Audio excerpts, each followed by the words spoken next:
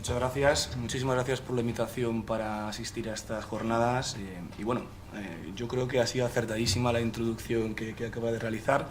y prácticamente ha tocado todos los puntos que queríamos comentar de cómo vemos ahora el mercado de Project Finance, ¿no?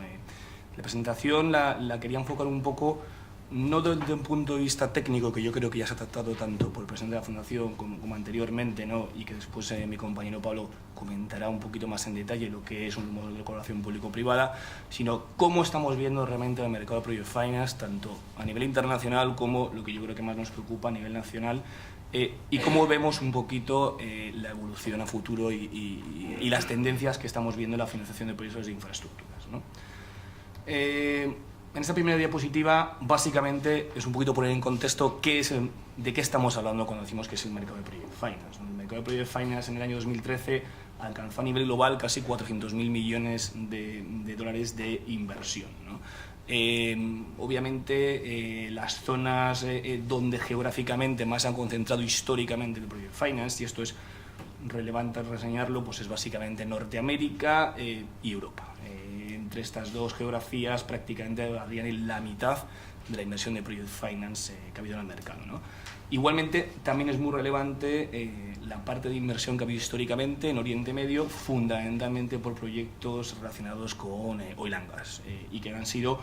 fuertemente financiados con Project Finance muy intensivos en capital y en el cual un componente muy alto de ingeniería asociado a los mismos, ¿no? Las zonas, digamos, más emergentes que en los últimos años han venido cogiendo peso todavía no están al nivel de inversión que tenemos en estas otras tres geografías, ¿no? Fundamentalmente en Latinoamérica, que ha crecido fuertemente, pero todavía está a unos niveles por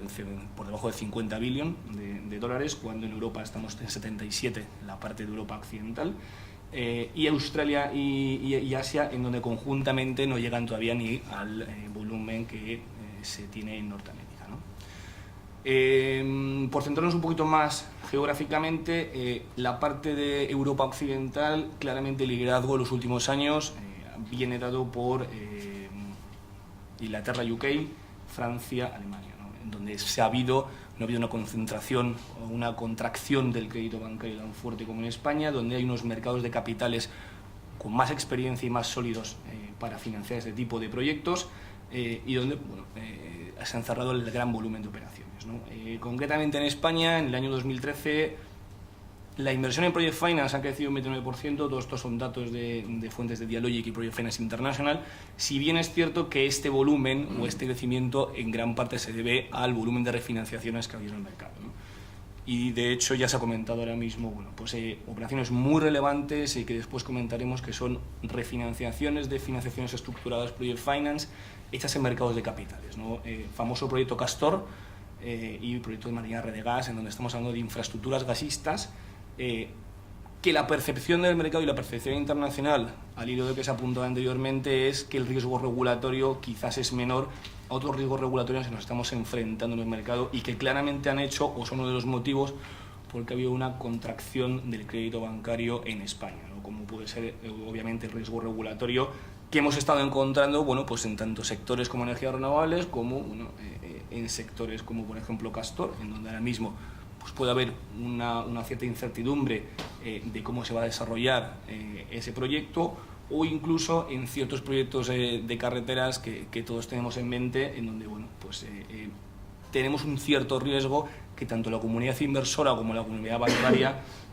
hace que evidentemente ralentice sus decisiones de inversión, ¿no? Esto es lo que hemos tenido hasta ahora, ¿no? Volviendo un poquito a la diapositiva anterior, sí que es reseñable que desde el año 2011 al 2013 el volumen global mundial se ha estabilizado un pelín de repunte en 2013, pero sí que se compensa la contracción en ciertas zonas geográficas como consecuencia de la crisis financiera vivida en ciertas áreas, compensado con el crecimiento que haya podido haber en otras, ¿no? Y fundamentalmente los tres grandes sectores en donde se concentra el volumen de inversión son básicamente energía, infraestructuras y oil and gas, ¿no? Podríamos decir que prácticamente entre el año 2011-2013, a tercios prácticamente cada uno, concentran la gran parte de la inversión en Project Finance, ¿no? ¿Hacia dónde vamos? Yo creo que también se apuntó anteriormente. Sí que es cierto que en determinadas áreas geográficas, especialmente en Estados Unidos, el crédito bancario, tanto a nivel corporativo como a nivel de Project Finance, tiene un peso relativo mucho más inferior que se tiene en Europa y especialmente en España, ¿no? Aproximadamente pues, el 80% de la financiación corporativa que hay en Estados Unidos viene por la vía de los mercados de capitales versus un 20% de crédito bancario. En el área euro es prácticamente al contrario, ¿no? Un 65% vendría por la parte de deuda bancaria y un 36% por la parte de mercados de bonos, ¿no? Las estimaciones que se tienen a futuro, o lo que todos creemos o vislumbramos a futuro, es que no creemos que en el euro vayamos a tener un split tan agresivo como en Estados Unidos, en donde hay un 80% de mercados de capitales, Estados Unidos, Canadá, etcétera, pero sí que se espera que haya una mayor diversificación de las fuentes de financiación, tanto corporativas como en Project Finance, ¿no? Hay unos estudios de Oliver Wyman en donde más o menos apuntaban pues, que la financiación neta en Europa hasta el 2017 pues, podría venir con un peso donde los préstamos bancarios ya estarían en torno al 40%, ¿no? Reduciendo un poco su peso relativo versus otras nuevas, el 30% versus otras nuevas fuentes de financiación que ahora comentaré, como son los mercados de capitales y, digamos, la financiación de préstamo que no viene por entidades reguladas o entidades financieras como pueden ser fondos de inversión. Concretamente, el mercado de deuda bancaria de infraestructuras en España, quizás señalar obviamente tres grandes bloques, ¿no? o tres grandes momentos temporales, ¿no? ¿Cuál fue la situación antes de el 2010, en donde realmente 2009-2010, donde se vio una contracción consecuencia de la crisis financiera en España? La situación era, se gozaba de una gran liquidez en el mercado, una gran liquidez, muchos actores internacionales y nacionales a nivel de bancos, con apetito de prestar, con potencial para prestar, y eso hacía que había una gran competencia entre las entidades financieras y por lo tanto pues había disponibilidad de fondos y disponibilidad a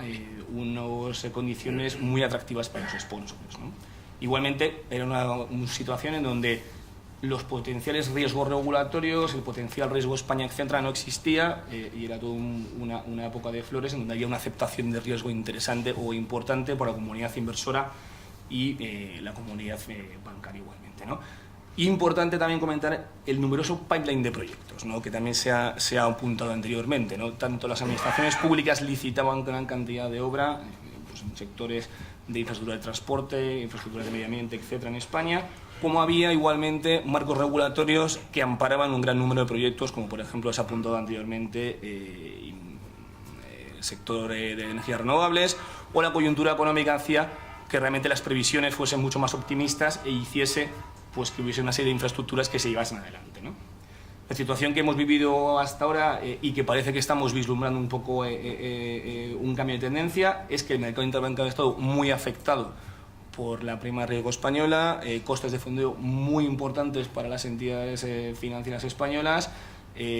haciendo pues, que haya por eso uno de los motivos de restricción de crédito, ¿no?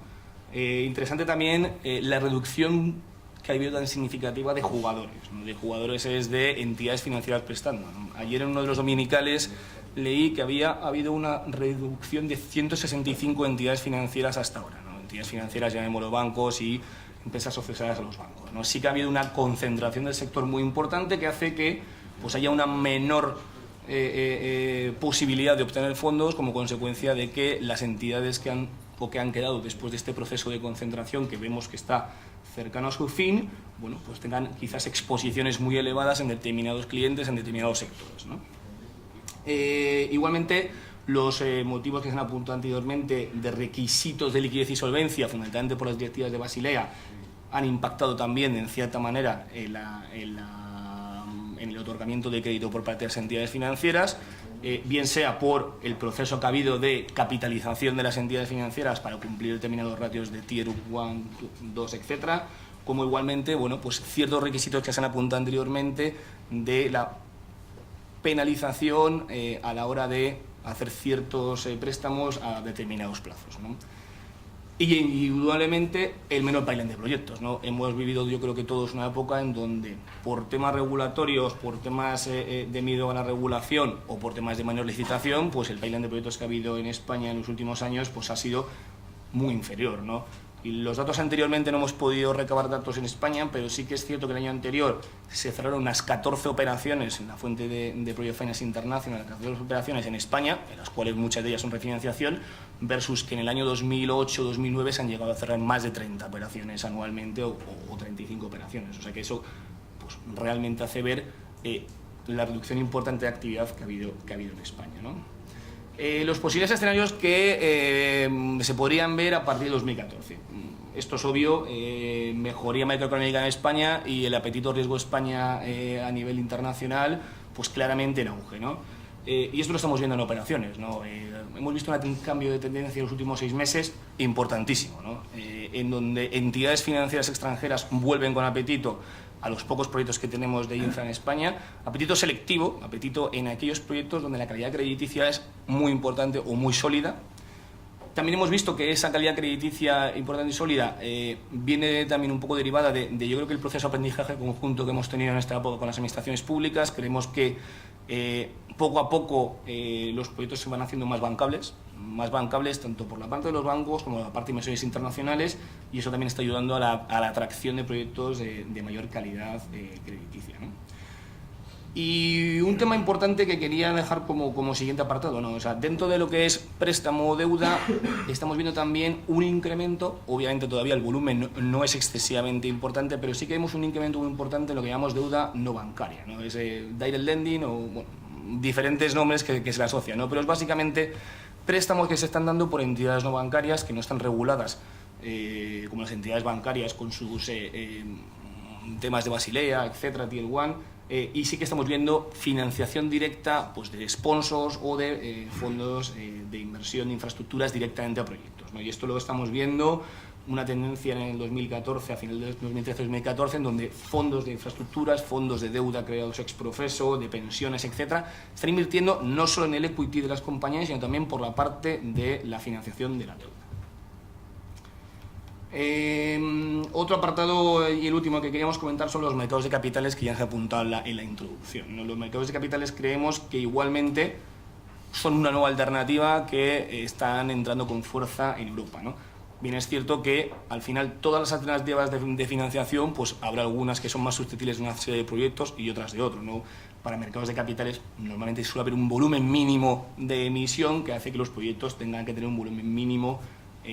para poder ir, ¿no? Pero sí que estamos viendo que son muy interesantes acudir a los mercados de capitales en determinadas situaciones, ¿no?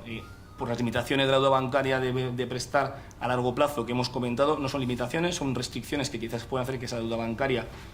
pueda ser un poco más compleja, un poquito más cara, y sobre todo por el apetito que tienen los inversores institucionales, que son al final quienes compran esos bonos en este tipo de largos plazos, ¿no? Creemos que el mercado de infraestructuras es un mercado que casa perfectamente con todas aquellas necesidades que tienen ciertos fondos de pensiones, etcétera, para poder acometer y casar sus